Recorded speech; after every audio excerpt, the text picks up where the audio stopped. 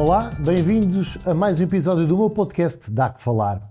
Hoje trago-vos dois temas. Um primeiro tema vem na sequência do episódio anterior, nasce de um comentário que um seguidor fez relativamente a uma coisa que eu disse no episódio, e o segundo é um tema que entretanto me ocorreu por outro motivo.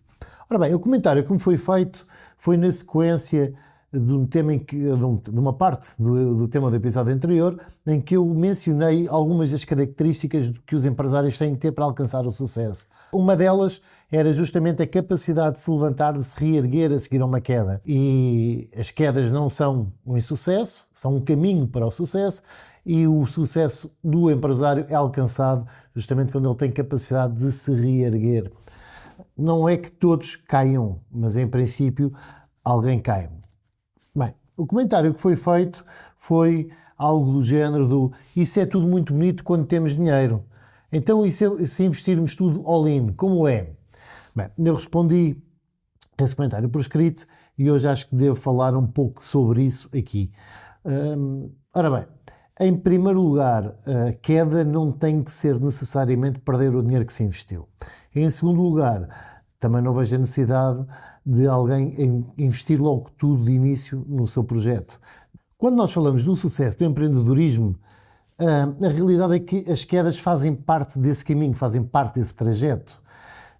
A queda dos empresários, eu não queria dizer que é inevitável, mas é frequente.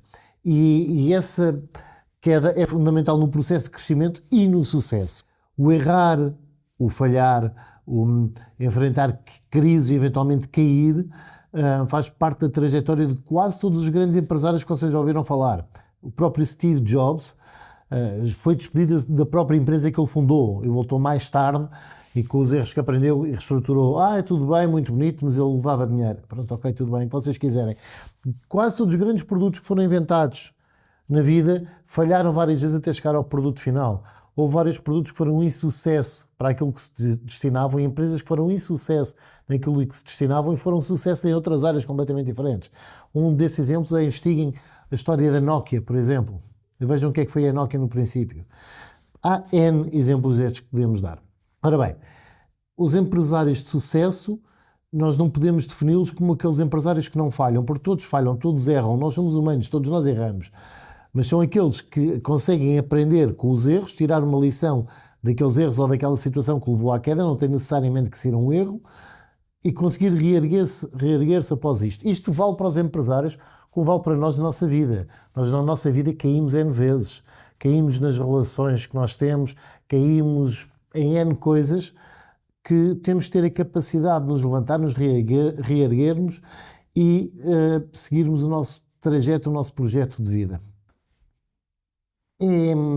É algo que eu não gosto muito de dizer, parecem chavões, mas as quedas trazem-nos também lições, aprende-se algo com as quedas. E se calhar às vezes ensinam coisas a determinadas pessoas que elas não aprenderiam se não fosse aquela queda. As pessoas aprendem a ser resilientes ou mais resilientes quando não sabiam o que conseguiam ser, as pessoas aprendem a ser mais humildes e por aí fora. As pessoas aprendem a não cometer aquele erro, ou seja, se calhar saltar alguns passos que fizeram errar na elaboração do projeto, se calhar no seu dia-a-dia, quando gerem a empresa, erraram, se calhar não preveram determinadas coisas que não podiam controlar e em vez de ter um plano B, caso aconteçam essas situações, seja o que for, as pessoas vão estar preparadas, vão aprender algo aí. Eu divido as quedas em dois tipos.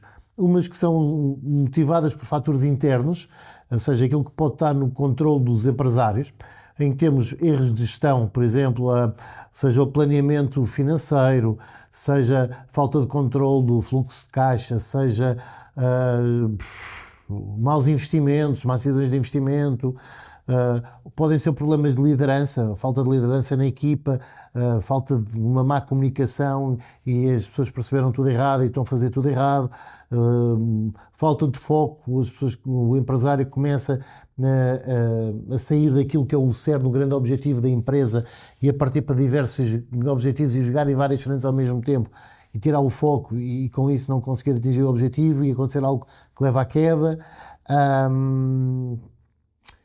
O não conseguir acompanhar as inovações ou as mudanças de mercado, acompanhar a nova tecnologia, enfim, tudo isso bem como, por exemplo, gestão de marketing e de vendas adequadas, não conseguir transmitir a percepção do real valor daquele produto. Isso pode levar a que falhe. Depois temos os fatores externos, ou seja, aqueles que não estão no controle do empresário, como crises económicas, como pandemias, como alterações legislativas. Vamos imaginar que determinado produto tem uma substância que, entretanto, passa a ser proibida. Esse produto vai ter que ser alterado, vai ter que ser retirado do mercado, vai ter que ser feito um novo produto, vai demorar algum tempo até ele estar no mercado, isto se não houver um período de adaptação, obviamente. Depois temos mudanças repentinas no comportamento do consumidor também, mas muito repentinas mesmo, que levem que aquele produto, aquele serviço deixe de ser interessante, deixe de ser vendável. Portanto, tudo isto o empresário não controla, não são erros, não é culpa dele, mas leva uma queda. Mas, se não tiver investido all-in em nenhuma das situações, em especial nestas, que não é culpa do empresário, se não tiver investido all-in em nenhuma destas situações, sejam as que podem ser controladas pelo empresário ou as que não podem ser controladas pelo empresário, se não tiver investido tudo aquilo que tem, se calhar tem ali uma reserva para conseguir não cair, para conseguir pôr em execução, em marcha, um plano B. Portanto, o investir all-in, na minha ótica, não é uma boa solução, mas também é isso que eu agora vou começar a abordar mais à frente. Ora bem, isto porquê? Porque se nós investirmos tudo aquilo que temos, é porque com certeza achamos que isso nos vai levar mais rapidamente a atingir os nossos objetivos e a alcançar o sucesso. E quanto mais depressa formos sucedidos, tivermos muito dinheiro, tivermos uma empresa reconhecida, o melhor restaurante com não sei quantas estrelas Michelin, quanto mais cedo melhor, obviamente. Só que as coisas não são feitas assim, não nascem da noite para o dia. Portanto, temos que pensar se devemos ou não investir faseadamente. E na minha ótica, eu acho que na generalidade dos casos, sim, é faseadamente que se deve investir. Isso também depende muito do contexto, mas em geral, em abstrato, eu diria que sim. Portanto, se investirem all-in, o que eu às vezes respondo é: quem é que no seu perfeito juízo vai investir tudo de uma vez? Eu estava em conversa outro dia com uma pessoa que me diz: mas então e aquelas pessoas, como vários casos que eu conheço, que pegam no subsídio de desemprego e investem, certo? Mas investem no todo, têm que o investir todo de uma vez? Não têm que o investir já todo de uma vez. Tem um prazo para o investir, não têm que o investir todo no dia 1. Podem ir investindo, podem escalonar, dizer como é que eu vou começar, o que eu preciso agora, isto, e depois para crescer aquilo, então vou investir. E depois, se calhar, invisto menos quantidade daquela primeira fase, mais quantidade da segunda, quantidade pode ser de stock, pode ser do que vocês quiserem. Não invisto é tudo logo, porque eu tenho que ter tudo, se calhar, em menos quantidade, entendem? Se nós investimos tudo de uma vez e há uma destas adversidades, como é que nós vamos conseguir corrigir aquele problema que originou a queda, ou interrupção, ou o que vocês quiserem chamar? Aquele erro que nós, entretanto, aprendemos e temos, não devia ter feito assim, tenho que fazer de outra forma, e agora não há dinheiro. Não dá para corrigir. O crescimento faseado permite com que nós possamos estudar o rumo em que as coisas estão a seguir, corrigir, voltar atrás, fazer de novo. É nisto tudo que assenta a minha ideia de que os investimentos devem ser faseados e não deve ser tudo all-in. Nós podemos começar com projetos menos ambiciosos, mas ambiciosos o suficiente para garantir o sucesso. Porque os projetos pouco ambiciosos, muitas vezes não são eles que vão garantir o sucesso ou o sucesso esperado para aquele negócio. Mas também não deve ser um investimento demasiado ambicioso que nós não consigamos controlar, não consigamos gerir. Agora também posso dar aqui uma ideia. Por exemplo, vou lançar uma gama de produtos com 15 referências. Não lancem as 15 referências de uma vez, estão projetadas 15. Mas agora eu consigo com segurança lançar 5 ou 6 ou 7 e aos poucos lançando mais uma, mais duas referências que servem até como marketing, como jogada de marketing, para dar aos nossos consumidores novidades com alguma frequência e para me ir lançando também com algum capital para poder ir investindo na qualidade dos produtos, por exemplo, em vez de investir na quantidade das referências. Em vez de eu arranjar 15 referências em que vou ter que meter os produtos com menos qualidade para conseguir ter dinheiro para tudo, se calhar vou fazer menos referências com produtos de maior qualidade e vou poder oferecer ao meu público algo que eles realmente querem. Isto é uma hipótese. Outro exemplo. Querem abrir um restaurante. Então, porquê é que em vez de abrir o restaurante num sítio com uma renda caríssima que vai absorver toda a vossa margem e vocês vão ter que fazer comida mais barata, vocês vão ter que ter empregados sem experiência, vocês vão ter que ter louça do pior que há porque não há dinheiro para tudo, gastaram tudo na renda, porque é que não vão para uma renda num local mais barato, nem que seja um restaurante mais pequeno naquela zona ou numa outra zona, também não pode ser uma zona má, com uma renda barata e sem clientes a passar ali, obviamente. Então, se calhar vamos apostar numa renda, num espaço mais pequeno e depois com o tempo havemos de conseguir passar para um sítio maior, ou nós vamos apostar na qualidade da comida, ou nós vamos apostar na qualidade da louça, sem ser a mais cara a todas, mas com qualidade suficiente e para causar alguma distinção para os outros que são banais, são iguais a todos os outros, onde nós vamos ter apostas em equipas com experiência, com qualidade para tornar a experiência do restaurante muito mais agradável e por aí fora. Vamos apostar de uma forma mais racional. Vamos ter cuidado, se calhar, no contrato, para que possamos sair se houver algum problema. N questões, não é all in, de maneira alguma, nunca, em tempo algum. Na minha opinião, cair faz parte do processo. Vocês conhecem, se não conhecem, vão ao Google ver histórias de empresários que falharam, que tiveram que recomeçar, e não só. Não é só no mundo empresarial, na vida, seja no desporto, seja no que for das vidas, as pessoas muitas vezes têm que recomeçar, como nas relações, em que uma relação não deu certo e as pessoas partem para outra, divorciam-se, casam-se com outra pessoa, ou então conseguem ter a paz de espírito suficiente para ver o que é que aconteceu naquela relação, para corrigir e reerguer naquela relação e torná-la novamente feliz. Em tudo na vida, o sucesso nós alcançamos quando conseguimos ultrapassar aqueles obstáculos que a vida nos traz. Porque a vida traz sempre obstáculos. Okay? Pronto. Assunto arrumado. Ponto 2. Queres falar da geração Z e uma notícia que eu li hoje. Okay? Aqui passar. Então a notícia relatava, hoje e não só, relatavam estudos em que 60% dos empresários que fizeram parte desses estudos estão a evitar contratar jovens da geração Z e muitos até a pensar em despedir os que têm. Ora bem, um dos motivos que é indicado é a reputação que estes jovens têm de sentir facilmente ofendidos e de acharem que têm direito àquilo que querem sem terem que trabalhar para isso. Isto são frases que foram ditas, estou a ler, no estudo. Eu compreendo mais ou menos, que está dito de uma forma um pouco bruta, mas compreendo um pouco isto. Eu atento que grande parte desta geração ainda nem sequer está no mercado de trabalho, nem sequer perto de ir para o mercado de trabalho, mas alguma já está.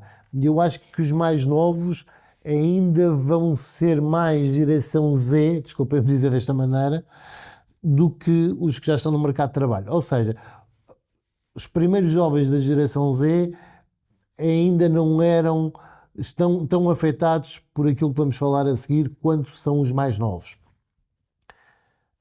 Agora, eu confesso-vos que isto que foi relatado nos estudos, eu já senti algumas vezes e também já soube, porque me partilharam outros empresários e professores universitários, também estas situações relativamente aos jovens da geração Z. Por exemplo, um amigo que estava a precisar de contratar estagiários, e estava a precisar de pessoal para trabalhar. E estava a contratar equipas de pessoas mais experientes e também estagiários para dar formação, para criar uma equipa mais jovem. E conseguiu contratar a parte do número de elementos que queria de pessoas com mais experiência, conseguiu. E quando estava a recrutar os estagiários o que lhe disseram foi: não, mas eu quero trabalhar remotamente. Disseram: não, mas é um estágio, para aprender tem que estar aqui. Não preciso aprender, já sei tudo. Queriam trabalho remoto, remuneração equiparada a profissionais com mais experiência e uma série de outras exigências que não faziam sentido algum num estágio nem num primeiro emprego. Mas isto passa-se em N exemplos. Este exemplo foi o primeiro que eu ouvi, pensei, é um caso isolado, mas depois a partir daí comecei a ouvir a tomar conhecimento direto e até a sentir em experiências próprias de coisas inacreditáveis. Umas razões também, algumas razões que são apresentadas neste estudo e também por empresários que eu conheço, vão desde da falta de habilidade de comunicação, vestuário inadequado para o ambiente profissional e até dificuldade em lidar com regras tradicionais, ou também como não reconhecerem hierarquias ou sequer valorizar a antiguidade. Por outro lado, eu tenho amigos que são professores universitários, até no campo ou professores de Direito, em que me é dito de uma forma preocupada que assistem que os alunos atuais têm uma visão muito curta, têm um conhecimento, têm uma cultura também muito limitada e têm uma visão também muito limitada, muito curta. Ou seja, o conhecimento é muito superficial. E isto, estive a tentar estudar um bocadinho, a ver qual era a opinião generalizada das pessoas e não só aquele pequeno círculo que eu conhecia. Parece que é geral e que tem alguns fundamentos que já vou ver aqui um bocadinho mais à frente. Eu achava que isto era uma cambada de preguiçosos, mas a verdade é que não é nada disto. Eu também estou aqui a pintar um cenário, coisas que dizem, mas agora vamos tentar perceber as coisas, não é? Que isto tudo que eu disse aconteceu, que eu vi acontecer a terceiros e que o que eu não vi me relataram sobre os que eu confio e que eu também já passei, sim. Ok? Então o que é que nos é dito? Que a geração Z cresceu com os dispositivos móveis e redes sociais e tudo aquilo à mão desde que nasceram, não é? Aprenderam a fazer isto antes de sequer saber pegar num talher. Há muitos que não sabem pegar nos talheres, mas isso é outra questão. Isso trouxeram oportunidades, os dispositivos móveis, as redes sociais, o contacto direto com a informação e com o conhecimento, traz muitas oportunidades, mas também traz, como em tudo na vida, há os prós e os contras, trouxeram muitos obstáculos a estes jovens. A forma de comunicar muitas vezes por texto, por WhatsApps, não nos permite ter a habilidade que as gerações mais maduras têm de um relacionamento cara a cara, de uma relação interpessoal normal, digamos assim, ou habitual, aquilo que nós estamos habituados.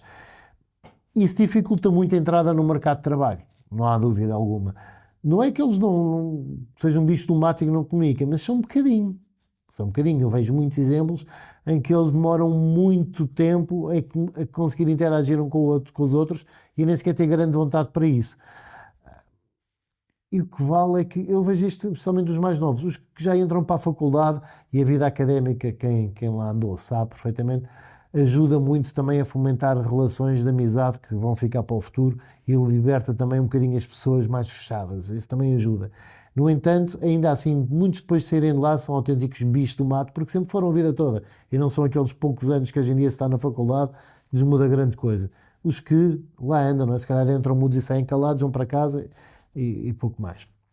Ora bem, também o consumo de informação passou a ser feito de uma forma completamente diferente. É tudo muito mais rápido. São rápido e curto, aqueles vídeos de segundos, e a informação passa aí.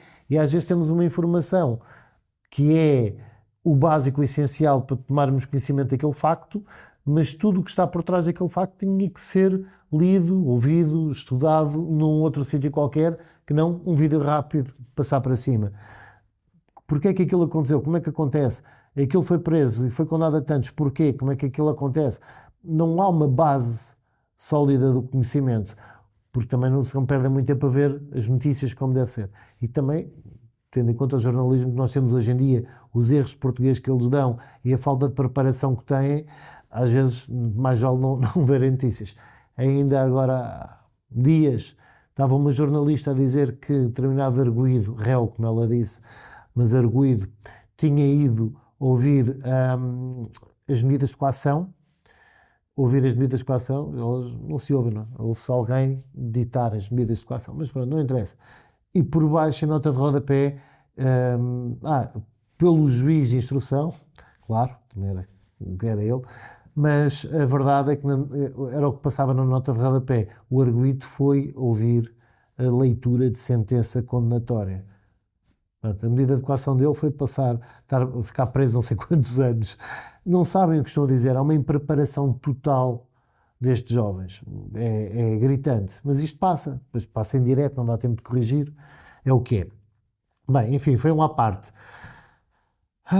Ora bem, dizia eu que é um conhecimento às vezes muito rápido e sem a parte do fundamento, sem terem capacidade de perceber o porquê, a causa das coisas, porque não há um estudo daquilo do passado, mesmo às vezes na faculdade eu vejo alguns jovens dizer, porque é que eu estou a aprender aquilo, porque é que me serve estar a aprender a história do não sei o quê? Serve para o seguinte, a história, seja ela qual for a história, o passado, é o essencial para nós entendermos o presente, porque é que as coisas acontecem hoje do jeito que acontecem, para nós podermos melhorar o futuro. Isto serve no direito, isto serve para as alterações climáticas, isto serve para a gastronomia, isto serve para tudo na nossa vida, para a medicina, para tudo. Se nós soubermos o passado, entendemos o presente e podemos melhorar o futuro. É tão simples quanto isto. E esta geração não está para aí virada. A informação de hoje é esta, é com isto como baseio e a partir daqui vou tentar fazer melhor. Claro que isto não é 100% dos casos, mas é o que se vê em grande número dos casos. Existem alunos que são excelentes alunos, jovens que são altamente especializados, ainda mais do que as outras gerações, porque têm acesso a muita mais informação. Ou seja, quem se quer dedicar realmente, e há muitos que se querem dedicar realmente, têm muito mais informação e muito mais vantagem, muito mais facilidade a obter informação que as outras gerações. E, portanto, tornam-se até pessoas com muito mais valências e muito mais capacidades. Para dizer já, parece que eu só estou a dizer mal. Mas não. Metade do que eu tenho estado a dizer, na minha opinião, são leituras de factos, ok? Esta geração acredita muito na gratificação espontânea, ou seja, tudo acontece rápido na vida destes jovens. Nas redes sociais tudo é rápido. O crescimento é rápido, conseguem ganhar dinheiro rapidamente com algo que fazem e, portanto, quando vão para o mercado, para a vida empresarial, não estão habituados ao processo lento que é a construção de uma carreira. Portanto, a carreira para eles é uma coisa que não interessa. Eles chegam, demonstram a sua competência e se eu sou tão competente quanto aquele tipo que lá está, quero ganhar o mesmo que ele. Não percebendo, não, este ganha mais porque já está cá há mais tempo. O ordenado base é este, é por aqui que se começa. Portanto, daqui a um ano és aumentado, um dia lá chegar ao ordenado do outro. O outro também há de ter um limite depois a partir do qual não passa. Mas isto para eles não é algo que seja facilmente entendível, nem o conceito de carreira. Eu hoje entro para esta empresa, quero ganhar o mesmo ordenado e daqui a um ano ou dois estou noutra empresa ou numa área completamente diferente. Isto para eles é o normal e para nós não é, até porque as pessoas, em princípio, querem uma equipa estável, não é? Não, o oposto. Portanto, a paciência, a lentidão de um trajeto profissional é algo que não se vê acontecer naquilo que são as perspectivas, que são as expectativas dos jovens da geração Z no mundo empresarial. Uma das coisas que se fala muito também destes jovens é a questão da resiliência em momentos de crise, o passar por obstáculos, diz que eles não são muito suscetíveis às críticas, não sabem lidar com uma crítica e então têm logo problemas de ansiedade e de burnout. Não sei se isto é verdade ou não passei por isto, mas acredito que seja, porque estes jovens desta geração Z são aqueles jovens a quem não se podia dizer nada, que os paizinhos iam logo à escola dizer vocês são o burro ao meu filho, e meteu com umas orelhas burro virado para a parede. Eles nunca tiveram preparados para ser contrariados, em casa não são contrariados, estão a jantar o telemóvel dos paizinhos, nunca souberam dizer que não, portanto, acredito bem que seja verdade. E depois há também a falta de experiência no mundo real. Culpa dos pais, culpa deles, culpa de ambos, culpa de ninguém, não importa. Aqui é a questão da culpa para nada. A questão é que existe de facto uma falta de preparação, de experiência no mundo real. Falta-lhes rua, falta-lhes brincar na rua, falta-lhes saber atravessar uma rua, falta vivência do dia a dia, de convívio com as pessoas, de sentir os cheiros das coisas, de ver as paisagens. Quando viajam, só viajam em autoestrada, virados assim para baixo, não estão habituados a ver animais, devem achar que os ovos nascem de uma caixa no supermercado ou qualquer coisa do género. Estou a exagerar para chegar um bocadinho mais aos exemplos que conseguem permitir explicar o exagero a que chegamos, mas é um bocadinho por aqui. E sendo um bocadinho por aqui, consegue-se concluir que é isso que os vai levar a ter dificuldades em resolver determinados problemas no dia-a-dia.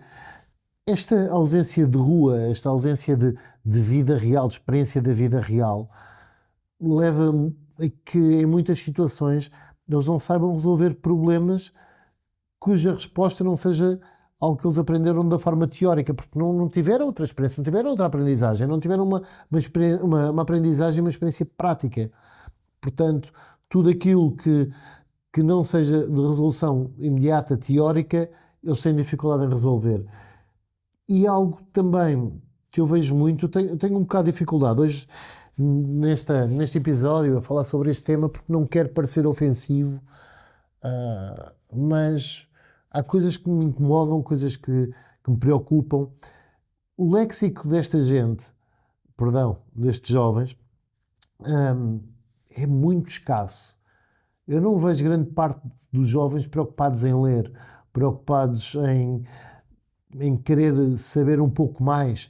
Às vezes estamos a falar e vemos pela cara deles que eles não perceberam bem o que é que nós dissemos, que termo é aquele.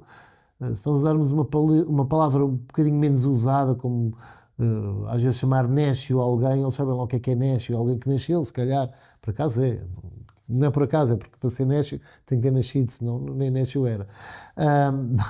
Mas a questão é que às vezes eles estão a falar e não sabem termos em português.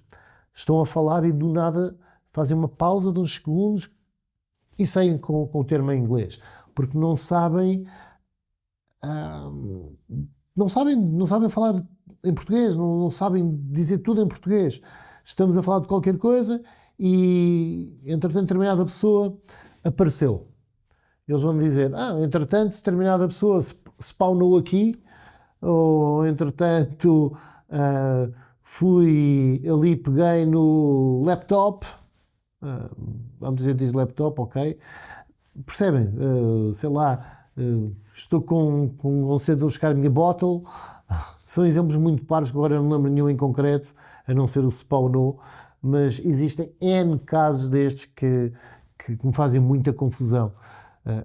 Termos técnicos, já ouvi N termos técnicos financeiros, para mais, que me fazem muita confusão. Sei lá, estamos a falar de um orçamento e para eles não sabem o que é, temos que dizer budget, senão não sabem. Há N coisas assim que para eles fazem muita confusão. Porque naquilo que eles consomem é só aquilo. Alguém falou daquela maneira, eles aprenderam daquela maneira e acabou. Não há uma correlação com o resto. Eu sei que me preocupa um bocadinho. Portanto, aquilo que eu tenho sabido de outras pessoas, nomeadamente professores, é que o conhecimento deles é mais teórico do que prático, especializado em nichos, enquanto as gerações mais antigas tendem a ter um conhecimento mais amplo, mais prático e aprendendo ao longo do tempo no ambiente de trabalho, por exemplo, ou seja, na experiência prática da vida. E que eles têm também um conhecimento muito superficial em certas áreas em que a formação é consumida rapidamente, não é? Com os tais vídeos rápidos, etc. E que muitas vezes estão a saltar de uma informação em informação, de outra para outra, absorvendo pedaços de conhecimento, não perdendo muitas vezes tempo a aprofundar o porquê daquilo, exceto quando são temas que lhes interessam muito. Portanto, eles conseguem saber muito sobre determinados temas que lhes interessam. E aí, se calhar, até sabem mais do que nós, porque têm acesso a mais informação. Nós sabíamos muito sobre muita coisa. Se calhar não sabíamos, era tanto sobre determinada coisa como eles. Que eles valorizam muito, já no âmbito do mercado de trabalho, o equilíbrio entre o trabalho e a vida pessoal. Portanto, tem que haver uma flexibilidade no trabalho e tem que haver um propósito no trabalho, senão para eles não vale a pena. Não é que não haja um compromisso, parece muitas vezes que eles não se comprometem, mas a verdade é que o compromisso deles é diferente do nosso. Por exemplo, na minha geração já não é igual à geração, se calhar, dos meus pais, ou da minha sogra, que é uma geração intermédia entre os meus pais e outras, em que as pessoas iam para uma empresa e estavam a vida toda naquela empresa, iam progredindo até onde as suas competências e valências permitissem, iam evoluindo, iam crescendo nas funções e nos departamentos dentro da própria empresa. Depois, as pessoas passaram a querer fazer carreira naquela sua área de trabalho em que se especializaram, em que começaram, e até saltavam de empresa. Hoje em dia, parece que querem saltar de trabalho em trabalho, desde que isso lhes permita levar o dinheiro para casa e não se chatear muito com a coisa. Mas não é bem isso. A verdade é que não é bem isso. Mas é óbvio que aquele sentimento de carreira, de entrar numa empresa e fazer lá a vida toda, não lhes faz sentido, como para nós também não faz, ou não fez. Isso é uma questão geracional, não é propriamente algo negativo, é uma diferença geracional. Ora bem, agora, o que é que acontece aqui?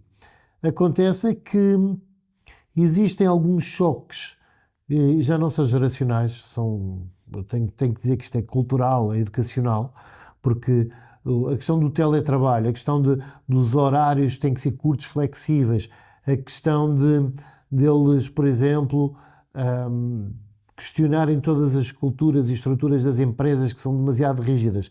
Eles não conseguirem entender que uma valorização de prémios, de salariais, etc., tenha como base o mérito por um lado e a hierarquia e a antiguidade por outro. Claro que o chefe tem que ganhar mais do que o estagiário, ou do que o funcionário intermédio entre o chefia e o estagiário. É óbvio que o aumento, que o salário da pessoa mais antiga é mais alto que o do jovem. Como é óbvio, isto tem que acontecer. São padrões que distinguem, porque são diferentes, são efetivamente diferentes. A competência pode ser até melhor, mas a experiência é menor. Há aqui várias coisas que têm que ser jogadas em consideração. As pessoas não podem logo também entrar todas a ganhar o melhor salário do mundo, nem as empresas exportavam isso. E é um bocado isso que esta geração não entende. Há um prémio, o prémio tem que ser igual. Não, um prémio tem várias variáveis. Umas que são assentes no valor base do vencimento, portanto logo aí o prémio não vai ser igual. Se não tiver essa variável e se for 2x a quem atingir este objetivo, aí já vai ser igual. Mas a remuneração e o aumento da remuneração, óbvio que a antiguidade tem que ser respeitada. A antiguidade é um posto e vai continuar a ser sempre.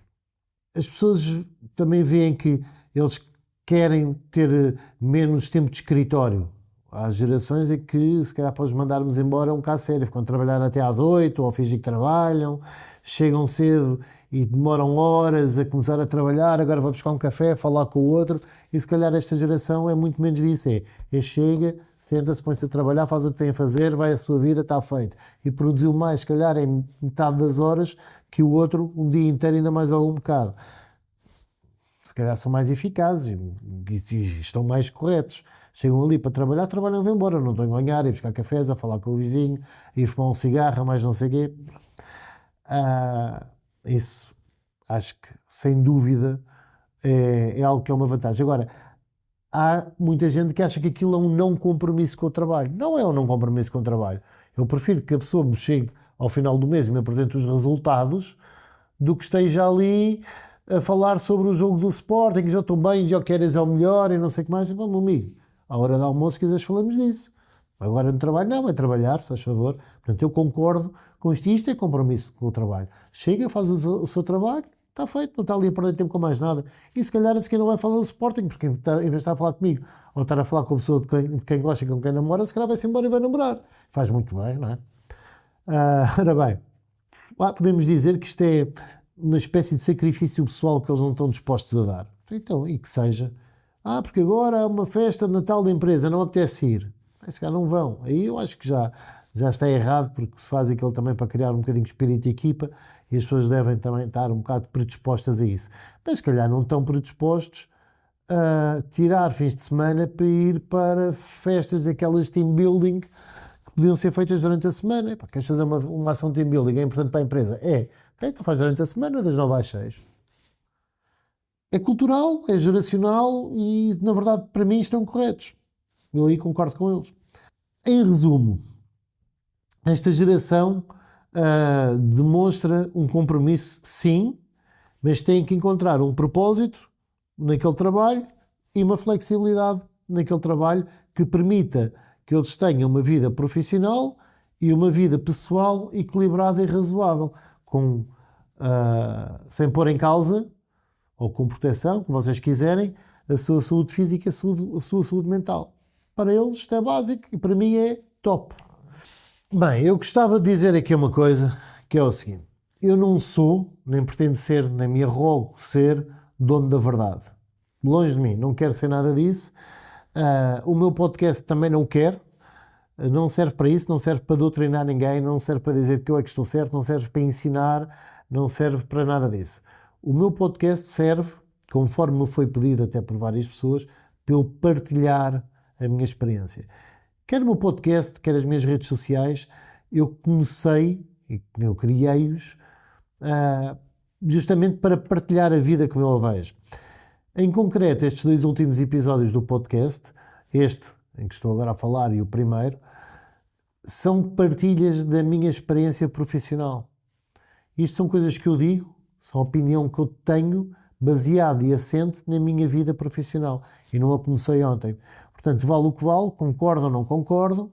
Eu não estou a dizer que o senhor professor, não sei quantos, que possa dizer o mesmo que eu, diz porque eu digo ou porque eu ouvi. Não faço a mínima ideia quem concorda comigo e quem é que diz o mesmo que eu.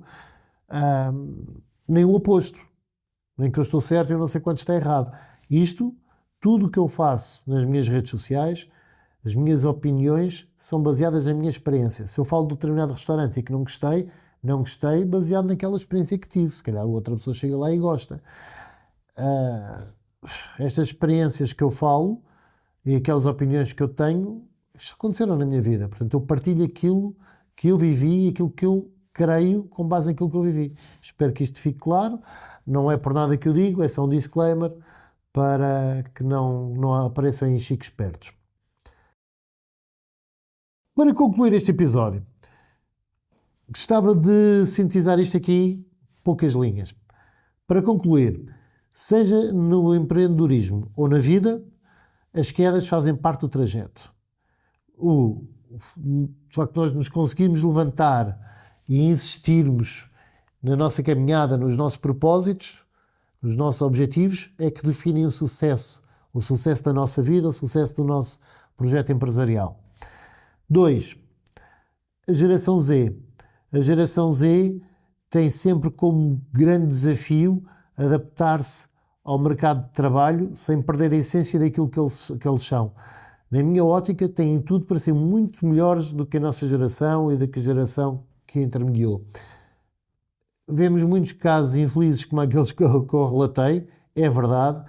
Eu acho que são as primeiras pessoas da geração Z, já não será tanto para os últimos, porque com certeza saberemos prepará-los melhor.